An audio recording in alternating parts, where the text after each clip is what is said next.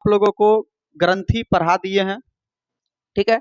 इसमें कई तरह के जो है अंतःस्रावी ग्रंथियों के बारे में पढ़ा दिए हैं। 2 ग्रंथि और बचा हुआ था, एक एड्रिनल ग्रंथि था और दूसरा जनन ग्रंथि, ठीक है। 2 ग्रंथि के बारे में पढ़ना है, फिर इसके बाद हम लोग देखेंगे तंत्रिका तंत्र के द्वारा नियंत्रण एवं समन्वय को।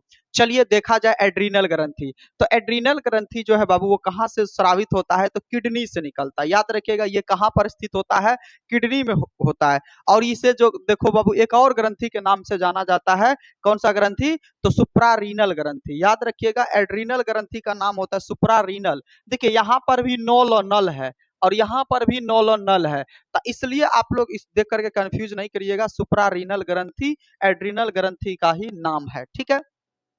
और ये कहाँ स्थित होता है, तो किडनी में स्थित होता है। कहीं कहीं वृक्क भी रहेगा, कहीं कहीं वृक्क भी रहेगा, क्योंकि किडनी जो होता है वो इंग्लिश शब्द है, हिंदी क्या है, वृक्क शब्द है, याद रखिएगा। तो ये जो है किडनी पे स्थित होता है, क्लियर है। अब देखिए जो है यहाँ पर इसके 2 भाग होते हैं, ठीक है। ये जो ग्रंथियां इसके 2 भाग हैं, एक तो पहला बाहरी भाग जिसको कॉर्टेक्स कहा जाता है और दूसरा आंतरिक भाग जिसे मेडुला कहा जाता है, याद रखिएगा। देखिए मेडुला आप लोगों को बड़े ब्रेन में भी मिलेगा, तो वो मेडुला अलग है, ये ग्रंथि वाला मेडुला है। तो बाहरी भाग से क्या निकलता है, कॉर्टेक्स निकलता है। तो अब कॉर्टेक्स का क्या काम होता है भाई, तो देखिएगा बाहरी भाग से जो कॉर्टेक्स निकलता है, अब इसका जो काम होता है, तो देखिएगा, अब देखियो काम तो छोड़ो, अभी इनसे इनका भी 3 भाग होता है, इनका भी पहले क्या भाग होगा, 3 भाग होगा, यानी इनसे भी 3 तरह के हार्मोन्स निकलते हैं। तो बाहरी भाग का जो कॉर्टेक्स होता है, इनसे 3 तरह के हार्मोन्स निकलते हैं। एक तो देखो ग्लूकोकॉर्टिकाइड्स, ठीक है, मिनरल्स कॉर्टिकाइड्स और लिंग हार्मोन। अब ये तीनों का अलग अलग कार्य होता है, जरा समझिएगा ग्लूकोकॉर्टिकाइड्स का क्या कार्य होता है, ठीक है। तो देखो ग्लूकोकॉर्टिकाइड्स का क्या कार्य होता है, इसमें प्रोटीन तथा कार्बोहाइड्रेट वसा का नियंत्रण होता है, यानी यह प्रोटीन का नियंत्रण करता है, साथ ही साथ और वसा का नियंत्रण करता है, यानी फैट का, और साथ ही साथ किसका करता है, कार्बोहाइड्रेट का नियंत्रण करता है, ठीक है, याद रहेगा ये। चलिए नाम भी देखो ना यहाँ पर ग्लूको, अब ग्लूकोज से क्या क्या मतलब, कार्बोहाइड्रेट भी ग्लूकोज में बदलता है, प्रोटीन भी यहाँ पर, तो ये सभी जो है याद रखिएगा आप लोग, ग्लूकोकॉर्टिकाइड्स में प्रोटीन तथा कार्बोहाइड्रेट और वसा का नियंत्रण होता है। अब देखिए मिनरल्स कॉर्टिकाइड्स, है ना। अब मिनरल्स, इसका मुख्य कार्य क्या होता है, नमक को नियंत्रित करना या फिर लवण को नियंत्रित करना, हमारे शरीर में कितनी नमक की मात्रा, लवण की मात्रा होनी चाहिए, इसका नियंत्रण ये करता है, यानी ये हार्मोन्स करते हैं, ठीक है। इसके बाद लिंग हार्मोन। अब लिंग हार्मोन भी बहुत इंपॉर्टेंट है बाबू। देखिए लिंग हार्मोन्स क्या करते हैं, जरा ये ध्यान रखिएगा। लिंग हार्मोन हड्डियों को मजबूत बनाने के लिए मतलब कारगर होते हैं, यह हड्डियों के मजबूत के लिए उत्तरदायी होता है। साथ ही साथ जो है बाबू स्त्री और पुरुष का जो गुप्तांग होता है, वहां पर जो है बाल का आने को नियंत्रित करता है, कितना मात्रा में आना चाहिए नहीं आना चाहिए उनको नियंत्रित करता है। तो याद रखिएगा लिंग हार्मोन, बात समझ में आ रहा है। तो लिंग हार्मोन हड्डियों को भी मजबूत करके रखता है। तो ये था 3 हार्मोन्स जो कि आपका किससे निकलता है, तो ध्यान रखिएगा जो है ये जो हार्मोन है एड्रिनल ग्रंथि, इसका बाहरी भाग जो है कॉर्टेक्स, कॉर्टेक्स से निकलता है 3 तरह के हार्मोन्स। चलिए अब समझते हैं एड्रिनल ग्रंथि का आंतरिक भाग जिसे मेडुला कहा जाता है, मेडुला से जो है कौन से हार्मोन्स निकलते हैं। तो आंतरिक भाग जो कि मेडुला कहलाता है, उससे जो कि 2 तरह के हार्मोन्स निकलते हैं। कौन 2 तरह के हार्मोन्स, एक तो एपिनेफ्रिन, दूसरा नॉर एपिनेफ्रिन। देखिए एपिनेफ्रिन यहाँ भी है, एपिनेफ्रिन यहाँ भी है, लेकिन यहाँ पर नॉर लगा हुआ है, तो याद रखिएगा एपिनेफ्रिन और नॉर एपिनेफ्रिन, ठीक है। तो चलिए एपिनेफ्रिन से कौन से जो है हार्मोन निकलता है और यह क्या कार्य करता है इनको समझा जाए। तो देखिए एपिनेफ्रिन जो है यह हार्मोन ज्यादा डर, गुस्सा, प्यार, नफरत, घृणा, ठीक है, क्या होता है, घृणा, इसी हार्मोन की वजह से होता है। ज्यादा डर लगने लगता है हम लोगों को, ठीक है, घृणा करते हैं किसी से, हालांकि वो भी चीजें माइंड के भी द्वारा जो है कंट्रोल किया जाता है, ठीक है, लेकिन इसी से जो है इस हार्मोन के कारण हम लोगों में ये चीजें परिवर्तन देखने को मिलता है। अब देखो नेफ्रॉन क्या होता है, हृदय के संकुचन एवं शिथिलन को नियंत्रित करता है। आपको बताए थे जब हार्ट चैप्टर पढ़ा रहे थे, तो वहां पर बताए थे सिस्टोल और डायस्टोल के बारे में। संकुचन और शिथिलन होता है हमारे हार्ट में, तभी जाकर के ब्लड पंप होता है। तो ये ही क्या करता है, नियंत्रित करता है, कौन, नॉर एपिनेफ्रिन। तो कार्य सभी का याद रख लेना है बाबू, क्या कौन सा कार्य क्या करता है, कौन से जो है हार्मोन्स के क्या कार्य हैं वो पूछे जाएंगे आपके। तो समझ में आ गया बाबू, एड्रिनल ग्रंथि का दो भाग था, बाहरी भाग और आंतरिक भाग मेडुला। बाहरी भाग से भी तीन तरह के हार्मोन्स, और जो मेडुला है आंतरिक भाग, इससे दो तरह के hormone, epinephrine, nor epinephrine. Epinephrine डर, गुस्सा, प्यार, नफरत ज्यादा ये हो जाएगा तो इसके लिए उत्तरदायी होता है, और नॉर एपिनेफ्रिन हृदय के संकुचन शिथिलन के लिए उत्तरदायी होते हैं। तो एड्रिनल ग्रंथि खत्म होता है। चलिए अब समझते हैं हम लोग जनन ग्रंथि। किसके बारे में समझेंगे? जनन ग्रंथि, है ना। जनन ग्रंथि के बारे में समझेंगे। अब आपको पता है कि महिलाओं और पुरुष में अलग अलग जनन ग्रंथियां होती है, ठीक है। महिलाओं में अलग होता है और पुरुषों में अलग जनन ग्रंथियां होता है। क्लियर है? महिलाओं में अंडाशय के द्वारा कई हार्मोन्स का स्राव होता है। तो महिलाओं में जो जनन ग्रंथियां होता है उसमें जो अंडाशय होते हैं, ठीक है, आगे आप लोगों को जनन चैप्टर ही मिलेगा, उसमें बेहतरीन ढंग से आप लोगों को समझाया जाएगा, ठीक है। तो अंडाशय वगैरह सब क्या होता है इसमें भी समझेंगे। तो अंडाशय के द्वारा हार्मोन का स्राव होता है, यानी अंडाशय से कई तरह के हार्मोन्स निकलते हैं। बालिकाओं के शरीर में यौवना अवस्था में होने वाले सभी परिवर्तन इसी हार्मोन के कारण होते हैं। यानी बालिकाओं के शरीर में जब देखिएगा 12 साल से ऊपर होती है लड़कियां, तो उसके शरीर में कई तरह के बदलाव आने लगते हैं, ठीक है, जो कि आगे आप लोगों को पढ़ाएंगे जनन चैप्टर में, तो उसमें और बेहतरीन से समझा देंगे, ठीक है। अभी शॉर्टकट में समझ लीजिए कि कई तरह के उसके शरीर में परिवर्तन आने लगते हैं, जो कि किन हार्मोन्स के कारण होते हैं? ये जनन हार्मोन्स। और महिलाओं में जनन हार्मोन्स कहाँ से निकलता है? तो आप लोग याद रखिएगा, अंडाशय से निकलता है, ठीक है। बातें समझ में आ रहा है? तथा पुरुष में जो हार्मोन्स निकलते हैं वो वृषण से निकलते हैं। कहां से निकलते हैं? वृषण से निकलते हैं बाबू, टेस्टिस से, ठीक है। और वृषण से जो हार्मोन निकलते हैं उसको कहते हैं, निकलने वाले हार्मोन को एड्रोजोन्स कहते हैं। क्या कहते हैं? एड्रोजोन्स कहते हैं, ठीक है। तो याद रखिएगा, जो पुरुषों में जो वृषण द्वारा स्रावित हार्मोन होता है उसे एड्रोजोन्स कहते हैं। ये पुरुषों के शारीरिक बदलाव के लिए क्या करते हैं? उत्तरदायी होते हैं, याद रखिएगा। अब सबसे प्रमुख एड्रोजोन्स जो है, एड्रोजन्स हार्मोन क्या करता है? पुरुषों के निश्चित लैंगिक लक्षणों के, है ना, द्वारा यौन आचरण को प्रेरित करता है। ये जो हार्मोन्स है बाबू, ये क्या करता है? एड्रोजन्स पुरुषों का जो यौन अवस्था होता है ना, यौन लक्षण होते हैं, कामुक अवस्था होता है, यही हार्मोन्स क्या करता है? नियंत्रित करता है। बात समझ में आ रहा है? तो लड़का का जो मन स्थिति होता है किसी लड़की के पीछे अट्रैक्ट होने का, इसी हार्मोन के कारण होता है। ये हार्मोन निकाल दो भैया, सबको बहन मानना वो शुरू कर देगा। बात समझ में आ रहा है? उसको जो दीवानगी चढ़ा रहता है ना, इसी हार्मोन के कारण रहता है। ये हार्मोन खत्म, तुम्हारा शरीर पूरा शिथिलन पड़ जाएगा, कुछ भी नहीं समझ में आएगा बाबू। ये सब हार्मोन के ही कारण ऐसा होता है। बातें समझ में रहा? उसको नियंत्रण कौन करता है? तो मस्तिष्क करता है। मस्तिष्क के हाइपोथैलेमस ग्रंथि, वहां भी हम लोग देखेंगे, ठीक है, हाइपोथैलेमस के बारे में जब पढ़ेंगे तो, ठीक है। तो ये सब चीजें हैं जनन ग्रंथि के बारे में। तो आई होप कि आप लोगों को जनन ग्रंथि क्लियर हुआ होगा। पुरुषों में और महिलाओं में जनन ग्रंथियां क्या क्या कार्य करते हैं, क्लियर है चीजें। चलिए धीरे धीरे हम लोग आगे बढ़ रहे हैं। अब आगे समझते हैं। देखो बाबू, आप लोगों को हम बता दिए हैं रसायनों के द्वारा जो मानवों में या फिर जानवरों में जो परिवर्तन होता है वो आपका था रसायन द्वारा, यानी जंतु हार्मोन। कौन सा हार्मोन था? जंतु हार्मोन। अब हम लोग दूसरा समझेंगे, किसके द्वारा? तंत्रिका तंत्र के द्वारा नियंत्रण एवं समन्वय। जंतुओं में जो है अब तंत्रिका तंत्र के द्वारा नियंत्रण एवं समन्वय समझेंगे, देखना है। तंत्रिका तंत्र द्वारा नियंत्रण समन्वय के संबंध में तीन महत्वपूर्ण अंग हैं। कितने अंग हैं? तीन महत्वपूर्ण। जब तंत्रिका का बात होता है तो उसमें तीन अंग महत्वपूर्ण हो जाते हैं। पहला तो मस्तिष्क हो जाएगा। कौन? मस्तिष्क। फिर दूसरा देखिएगा ये मेरुरज्जु, देखो पीठ की रीढ़ की हड्डी दिख रहा है, ये रीढ़ की हड्डी बाबू यहाँ से लेकर के यहाँ तक जुड़ा होता है, तो ये क्या हो गया? मेरुरज्जु, ठीक है, या फिर स्पाइनल कोड। और तीसरा आपका तंत्रिका हो गया। तीसरा ये तंत्रिका तंत्र या फिर न्यूरॉन के बारे में पढ़ेंगे। तो तीन तरह के जो है हमारे जो है नियंत्रण एवं समन्वय जो होता है तीन अंगों के द्वारा होता है। मस्तिष्क के द्वारा, मेरुरज्जु के द्वारा और तंत्रिका तंत्र या न्यूरॉन के द्वारा। तो चलिए शुरू करते हैं। मस्तिष्क, मस्तिष्क से कई सारे क्वेश्चंस पूछे जाते हैं, ऑब्जेक्टिव सब्जेक्टिव दोनों में। तो ध्यान रखिएगा, आप लोग मस्तिष्क के बारे में समझ रहे हैं। तो चलिए मस्तिष्क के बारे में समझने से पहले थोड़ा मस्तिष्क का हम लोग फिगर वगैरह सब देख लेते हैं, ठीक है। तो देख लीजिए, ब्रेन है बाबू, ब्रेन है ये, यहाँ पर देखिएगा बेहतर तरीके से, ये देखिए ये कलर कितना बड़ा है ना, दिख रहा है ये यहाँ तक है। तो सबसे बड़ा भाग यही होता है। अब ये भाग कौन सा होता है इसको भी आगे समझाएंगे। फिर दूसरा आप लोग ये देखिए रेड कलर वाला दिख रहा है, फिर तीसरा भाग ये पीला कलर वाला ये दिख रहा है। तो तीन भागे हैं। कितने भाग है?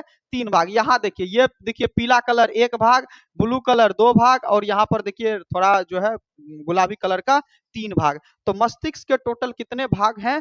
तीन भाग है। तो वही चीजों को हम लोगों को समझना है बाबू, मस्तिष्क। तो सबसे पहली बात है तो देख लेते हैं मस्तिष्क करता क्या, मस्तिष्क के इंपॉर्टेंस के बारे में जान लेते हैं। तो देखिए बाबू, मस्तिष्क का जो है लगभग वजन जो होता है वो लगभग कहिएगा तो 1.5 kg के आसपास होता है। हमारा मस्तिष्क का लगभग वजन कितना होता है, 1.5 kg के आसपास होता है। और इसका औसत द्रव्यमान 1600 ग्राम होता है। इसका औसत द्रव्यमान कितना होता है, 1600 ग्राम। याद रखिएगा, हमारे शरीर का सबसे महत्वपूर्ण भाग होता है कौन, मस्तिष्क, जो काफी कोमल होता है बाबू। इसके अंदर में है ये तो हड्डी है ना, ऊपर में हड्डी का ढांचा है। अब इसके अंदर मस्तिष्क सुरक्षित सुरक्षित है, जो कि काफी कोमल होता है। सारा नियंत्रण, कंट्रोलिंग, हर चीज का खेला यही करता है। बातें समझ में आ रहा है? आप जो भी चीजें कर रहे हैं, ये सबका हेड बॉस यही होता है। अगर इसको थोड़ा सा भी धक्का लगा, ये कहानी खत्म हो जाएगा। ठीक है, तो जो काफी क्या होता है, कोमल होता है। ठीक है, वजन बता ही दिए। अब मस्तिष्क की सुरक्षा खोपड़ी और मेनिंजाइटिस नामक जो है तंतु मिल करके करते हैं। तो याद रखिएगा, मस्तिष्क की सुरक्षा कौन से तंतु करते हैं, मेनिंजाइटिस नामक तंतु करते हैं। और खोपड़ी में तो इसके अंदर में सुरक्षित रहता ही रहता है। ठीक है, क्लियर है चीजें? चलिए, तो ये मस्तिष्क के बारे में हम लोग समझ लिए हैं। आगे समझा जाए अब मस्तिष्क के कार्य के बारे में, कि मस्तिष्क कौन से कार्य करते हैं। ठीक है, तो समझते हैं। मस्तिष्क के कार्य आवेगों यानी सूचनाओं को क्या करना होता है, ग्रहण करना होता है। देखिए, सूचना हमें किन जगहों से मिलता है, तो आप लोग ज्ञानेंद्रियां पढ़े हैं, टोटल ज्ञानेंद्रियां कितनी है, कुछ नहीं पढ़े हैं, सेंस ऑर्गन्स। तो ज्ञानेंद्रियां बोलते हैं तो चुप रहते हो क्या जी, मूर्तियां सब, आप लोग भी कुछ हो नहीं बोलते हैं। तो 5 ज्ञानेंद्रियां है ना, जिसमें कि आपका क्या हो गया, त्वचा हो गया, जीभ हो गया, आंख हो गया, नाक हो गया, कान हो गया, ये सभी ज्ञानेंद्रियां हैं। तो इन्हीं से क्या करते हैं हम लोग, चीजों को महसूस करते हैं। सूचनाएं कहाँ पहुंचता है, ब्रेन के पास पहुंचता है।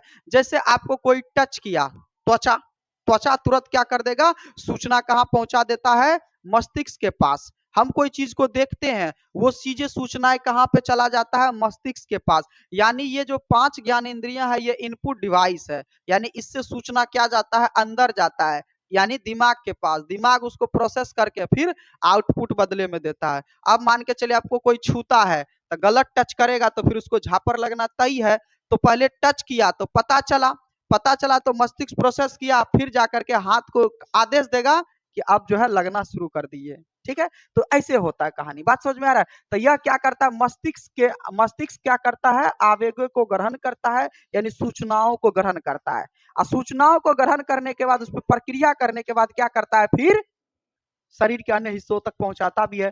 तो फिर उसका आवेगों का विश्लेषण करता है। विश्लेषण का मतलब क्या किया है ये, मतलब कोई चीज को देखे, जैसे आपके सामने लिखे हैं 2 जोड़ 2, अब आपको दिख रहा है, देखे तो अब दिमाग उसको सोचेगा 2 और 2 कितना हो जाएगा, 4। तो विश्लेषण किया, फिर जो है हम हाथ को ऑर्डर दिए कि कितना लिखना है, 4 लिखना है। तो इस तरह से जो है आवेग विश्लेषण करके और प्रतिक्रियाओं को दूसरे अंगों के द्वारा भेज देते हैं। तो आंख से देखे और हाथ द्वारा भेजे, तो ये होता है। ठीक है, फिर बुद्धि, ज्ञान, चतुराई को इकट्ठा करके रखा जाता है। यानी बुद्धि, ज्ञान, चतुराई जितने भी चीजें हैं, उसको क्या करते हैं हम लोग, इकट्ठा करके मस्तिष्क में रखते हैं। क्लियर है चीजें? तो ये मस्तिष्क के क्या हो गया बाबू, कार्य हो गया। मस्तिष्क के क्या हो गए, कार्य हो गए। ये 3 कार्य था, याद रखिएगा। आपको कभी कभी पूछ देता मस्तिष्क के कार्य, तो और भी बेहतरीन तरीके से सीखेंगे। अब चलिए समझते हैं ब्रेन के भाग कितने हैं। तो दिमाग यानी मस्तिष्क के 3 भाग हैं, याद रखिएगा। अग्र मस्तिष्क यहां से शुरू होता है, यहां से लेकर के यहां तक शुरू होता है अग्र मस्तिष्क। ठीक है, पश्च मध्य मस्तिष्क, पश्च मस्तिष्क, यहाँ पश्च मस्तिष्क ये वाला हिस्सा हो गया। ठीक है, तो मस्तिष्क के 3 भाग, अग्र मध्य पश्च, सीधे याद रखिएगा, अगला, पिछला और पिछला। ठीक है, अग्र मध्य पश्च। ठीक है, मस्तिष्क के 3 भाग, अग्र मध्य और पश्च। तो अग्र मध्य पश्च में ही आप लोगों को सारा का सारा कहानी समझना है। तो चलिए शुरू करते हैं अग्र मस्तिष्क, मध्य मस्तिष्क और पश्च मस्तिष्क से।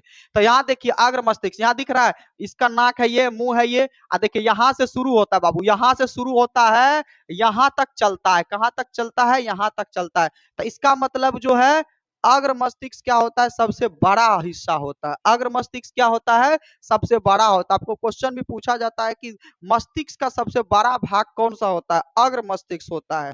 क्या होता है, अग्र मस्तिष्क। अब ये देखिए, ये मध्य मस्तिष्क हो गया और ये क्या हो गया, पश्च मस्तिष्क, जो कि किससे जुड़ा होता है, तो आपका मेरुरज्जु से जुड़ा होता है, ठीक है। यहाँ पर भी वही चीजें हैं। तो चलिए अग्र मस्तिष्क के बारे में चीजों को समझा जाए। तो अग्र मस्तिष्क भी दो भागों में बटा होता है। अग्र मस्तिष्क भी दो भागों में बटा होता है, याद रखिएगा। सेरिब्रम या प्रमस्तिष्क, कौन? सेरिब्रम या प्रमस्तिष्क और डायनसेफलॉन। कौन सा? डायनसेफलॉन। तो अग्र मस्तिष्क दो भागों में बटा होता है, सेरिब्रम या फिर जो है प्रमस्तिष्क या फिर डायनसेफलॉन। तो हालांकि सेरिब्रम या प्रमस्तिष्क का बहुत सारे कार्य है, डायनसेफलॉन का कुछ ही कार्य है। तो चलिए मेन इसको हम लोग जानते हैं सेरिब्रम या प्रमस्तिष्क से। चलिए इनका कार्य समझते हैं, सेरिब्रम या प्रमस्तिष्क का कार्य। मानव में किसी बात को सोचने समझने की शक्ति, स्मरण शक्ति को नियंत्रित करता है। देखिए स्मरण शक्ति को यही नियंत्रित करता है। सोचने समझने की क्षमता को विकसित करता है, क्या सोचना है, क्या समझ करके बोलना है, इसकी क्षमता को विकसित करता है। इसके लिए उत्तरदायी होता है कौन सा? मस्तिष्क। तो अग्र मस्तिष्क। अग्र मस्तिष्क का अगला भाग कौन सा? सेरिब्रम या फिर आपका प्रमस्तिष्क। क्लियर है? दूसरी बातें, इससे बुद्धि और चेतना का केंद्र भी कहा जाता है। देखो इसे क्या कहा जाता है? बुद्धि और चेतना, क्योंकि जितना भी बुद्धि होता है यहीं पर स्टोर होता है। तो बुद्धि और चेतना का केंद्र भी कहा जाता है। ये ऑब्जेक्टिव पूछा गया है कि बुद्धि और चेतना का केंद्र किसे कहा जाता है। तो याद रखिएगा अग्र मस्तिष्क या फिर प्रमस्तिष्क या फिर सेरिब्रम, तीनों में से कोई ऑप्शन रहेगा तो आपको वहां पर मार देना है, ठीक है। चलिए किसी कार्य को करने की प्रेरणा, जैसे गिरना, प्रेम भाव, हर्ष, कष्ट, अनुभव जैसी क्रियाओं का नियंत्रण करना भी इन्हीं मस्तिष्क के कार्य के द्वारा होता है, ठीक है। जैसे किसी से घृणा करना, प्रेम करना, ठीक है, यहाँ दिमाग से काम होता है सारा चीज, ठीक है। कष्ट हो रहा है, दुख का अनुभूति हो रहा है, कहते हैं ना कि आज बहुत दुख हो गया है, इस तरह का जो अनुभूति होता है ये किस दिमाग के द्वारा नियंत्रण होता है बाबू? तो अग्र मस्तिष्क यानी सेरिब्रम या प्रमस्तिष्क के द्वारा नियंत्रित होता है, ठीक है। क्लियर है चीजें? चलिए आगे समझा जाए। अब यह मध्य मस्तिष्क तथा पश्च मस्तिष्क को ढक करके रखता है। अब देखो यह जो अग्र मस्तिष्क होता है, जो सेरिब्रम का हिस्सा होता है बाबू, यह पूरे मस्तिष्क में सबसे बड़ा भाग होता है। लगभग दो तीन तीन ब्रेन है ना बाबू, तीन ब्रेन में दो भाग यही है।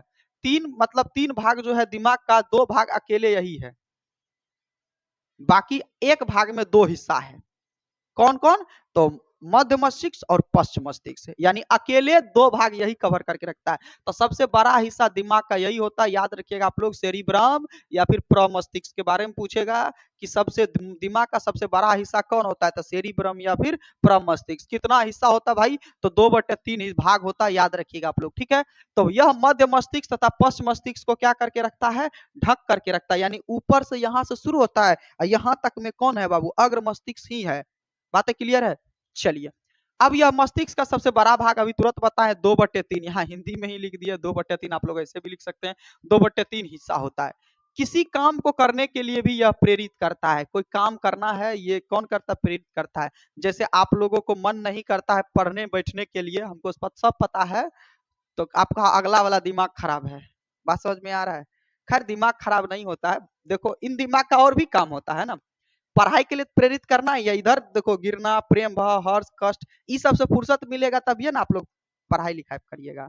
दिमाग को इधर से फुर्सत दीजिएगा तभी ना वो कहेगा कि काम करो।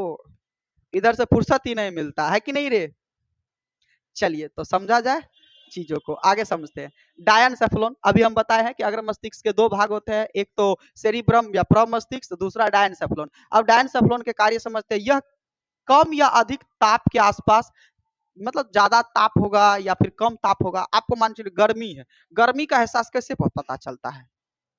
इसका दिमाग ही ना बताता है कि आज गर्मी है या फिर आज ठंडा है या सुहाना मौसम है, कैसे पता चलता है? तो डायनसेफलॉन के ही द्वारा पता चलता है। और रोने जैसी क्रियाओं का नियंत्रण भी इन्हीं के द्वारा होता है। आपको आंसू आ जाता है, रोने लगते हैं, ये भी किसके द्वारा होता है? इसी मस्तिष्क के द्वारा होता है, यानी अग्र मस्तिष्क के डायनसेफलॉन के द्वारा। तो रोने जैसी क्रियाओं का नियंत्रण याद रखिएगा डायनसेफलॉन के द्वारा होता है। बहुत ही अच्छा टॉपिक है, बहुत ही चीजों को समझने को मिलेगा। चलिए तो अग्र मस्तिष्क क्लियर। चलिए अब समझते हैं हम लोग मध्य मस्तिष्क के बारे में। मध्य मस्तिष्क का थोड़ा सा ही काम है, ज्यादा उतना काम है भी नहीं। तो मध्य मस्तिष्क हमारे शरीर को संतुलन बनाए रखने में सहायक होता है। बहुत ही इंपॉर्टेंट है ये, बहुत ही वीवीआई है ये, बार बार पूछा जाता है, ध्यान रखिएगा। हमारे शरीर को संतुलन बनाए रखने का कार्य कौन करता है? मध्य मस्तिष्क करता है, ठीक है। अब आप जा रहे हैं, अब आप जा रहे हैं तो आपका शरीर बैलेंस है कैसे? मध्य मस्तिष्क। अब इसी मध्य मस्तिष्क में बाबू जो है थैलेमस होता है, ठीक है। अब क्या होता है कि कोई कोई जो है शराबी ना दारू वगैरह सब पी लेता है, तो ये मध्य मस्तिष्क का कहानी ब्लॉक हो जाता है, ये सोचने समझने की क्षमता खो देता है ज्यादा अल्कोहल लेने से। तो अब शरीर को बैलेंस करवे नहीं करेगा, तो देखिएगा शराबी ऐसे झूमते हुए चलता है। बात समझ में आ रहा है? ऐसे ऐसे चलता है, ठीक है। तो यही मध्य मस्तिष्क क्या करता है, शरीर को संतुलन बना के रखता है। आप कितना चलिएगा दौड़िएगा यही नियंत्रित करता है। अगर ये दिमाग नहीं रहेगा तो आप एक कदम नहीं चल पाइएगा, बस गिर जाइएगा तुरंत। अभी जो बैलेंस है, तो हम लोग शरीर बैलेंस करके रखते हैं, मध्य मस्तिष्क के कारण नहीं ऐसे खड़ा रहना है, नहीं तो पता चलेगा खड़ा है खड़े खड़ी गिर गए। देखो और शराबी सबको तो देखे ही होंगे आप लोग, खड़े खड़ी गिर जाता है, तो उसका शरीर जो है बैलेंस नहीं रह पाता है। किनके कारण? तो मध्य मस्तिष्क के कारण, क्योंकि मध्य मस्तिष्क में एल्कोहल का मात्रा ज्यादा हो जाता है। समझ में आ गया? चलिए, यह हमारे आंखों के पेशियों को नियंत्रित करता है, याद ध्यान रखिएगा। यह जो मध्य मस्तिष्क है, हमारी आंख की जो पेशियां है, ये वाला पेशियां है बाबू, वो नियंत्रित करता है आंखों की पेशियां। बातें समझ में आ रहा है? तो चलिए, दो मेन मेन टॉपिक था इसमें, समझा दिए हैं। तो मध्य मस्तिष्क भी खत्म। तो ब्रेन के तीन भागों में अग्र भाग मध्य भाग खत्म कर दिए हैं। चलिए पश्च भाग के बारे में जानते हैं। पश्च भाग में थोड़ा इंपॉर्टेंट है, ध्यान रखिएगा। पश्च मस्तिष्क, तो पश्च मस्तिष्क के दो भाग होते हैं, सेरिबेलम या अनुमस्तिष्क। देखिए क्या है सेरिबेलम या अनुमस्तिष्क, और मस्तिष्क स्टेम। क्या है? मस्तिष्क स्टेम। तो चलिए सेरिबेलम के बारे में समझते हैं। तो सेरिबेलम या अनुमस्तिष्क क्या होता है? यह खेलने कूदने दौड़ने चलने इत्यादि जैसी क्रियाओं में शरीर को संतुलन बना के रखता है। यानी क्या करता है? खेलते हैं कूदते हैं, आपको कैसे कूदना है, खेलना है, दौड़ना है, इन सब में भी शरीर को संतुलन बना के रखता है। बात समझ में आया? नहीं तो एक बेर में दौड़िएगा गिर जाइएगा तुरंत। तो ब्रेन ही है जो हमारे शरीर को खेलने दौड़ने इन सभी सूचनाओं में क्या करता है? नियंत्रण करके रखता है। तो देखिए तो कितना अच्छा से कोऑर्डिनेशन हो रहा है, नियंत्रण हो रहा है। बातें समझ में आ रहा है? यह हमारी ऐच्छिक क्रियाओं को नियंत्रित करता है, जैसे हाथ का उठना दौड़ना। यानी ये जो सेरिब्रम है बाबू, ये ऐच्छिक क्रियाओं का नियंत्रित करता है। ऐच्छिक क्रिया यानी जो हमारी इच्छा के अनुसार कार्य करता है। जैसे हाथ उठा सकते हैं, दिमाग ऑर्डर दिया उठ गया। पलक, आंख ऐसे खोल सकते हैं, पैर से चल सकते हैं। तो कई सारे ऐसी पेशियां हैं जो हमारे इच्छा के अधीन होती है, उसे ऐच्छिक क्रिया कहते हैं, जो हम अपने इच्छा के हिसाब से कर सकते हैं। लेकिन कुछ कार्य ऐसे होते हैं, कुछ पेशियां ऐसे होते हैं जिसे हम अपने इच्छा के अधीन कंट्रोल नहीं करते हैं। जैसे एक बात बताइए बाबू, अगर आप कहेंगे कि भोजन का पचना रुक जाए, क्या हमारे वो इच्छा के अधीन है? संभव ही नहीं है। पेट में डालेंगे वो पचा ही देगा। हार्ट का धड़कना, हृदय का धड़कना हमारी इच्छा के अधीन है? नहीं। पलक झपकना क्या हमारी इच्छा के अधीन है? नहीं। तो ये सब क्या हमारी इच्छा के अधीन है? इसे अनैच्छिक क्रिया कहते हैं। तो ऐच्छिक और अनैच्छिक क्रिया पूछा जाता है, ऐच्छिक और अनैच्छिक क्रिया किसे कहते हैं, ठीक है। तो आप लोग ध्यान रखिएगा इन सब चीजों का, ठीक है। तो ऐच्छिक और अनैच्छिक क्रिया को भी आप लोगों को ध्यान रखना है। आप लोगों को समझ में आ गया होगा कि जो है यहाँ पर कि ये क्या करता है, ऐच्छिक क्रियाओं का भी नियंत्रण करता है। क्लियर है चीजें? तो सेरिब्रम और प्रमस्त ये अनुमस्तिष्क आप लोगों को समझ में आ गया। तो दूसरा था आपका मस्तिष्क स्टेम। मस्तिष्क स्टेम जो कि किससे जुड़ा होता है बाबू? ये है ना आपका ये मेरुरज्जु से जुड़ा होता है, याद रखिएगा। तो इसके अंतर्गत पोन्स वेरालाई तथा मेंडुला ऑब्लंगाटा आता है। देखिए मस्तिष्क सिस्टम के अंतर्गत दो भाग और आता है, कौन? पेन्स वेरालाई और मेडुला ऑब्लंगाटा। तो देखिए पोन्स वेरालाई का क्या काम है? तो श्वसन गति को नियंत्रित करता है। पेन्स वेरालाई श्वसन गति को नियंत्रित करता है कि हमको कितना मात्रा में सांस लेना चाहिए, कितना गति, कितना मात्रा में सांस छोड़ना चाहिए, इसी को नियंत्रित करता है। और मेडुला ऑब्लंगाटा क्या करता है? यह हमारे अंदर अनैच्छिक क्रियाओं का नियंत्रित करता है, जैसे पलक झपकना, उल्टी करना, भोजन करना, पचना, खाना इत्यादि, ये हमारे क्रियाओं को नियंत्रित करता है। तो आपको यहां से क्वेश्चन पूछा जाता है, ऐच्छिक क्रिया का नियंत्रण कौन करता है? तो याद रखिएगा आपका सेरिबेलम या अनुमस्तिष्क, और अनैच्छिक क्रियाओं का नियंत्रण कौन करता है? तो मेडुला ऑब्लंगाटा। तो ये सभी इंपॉर्टेंट था बाबू।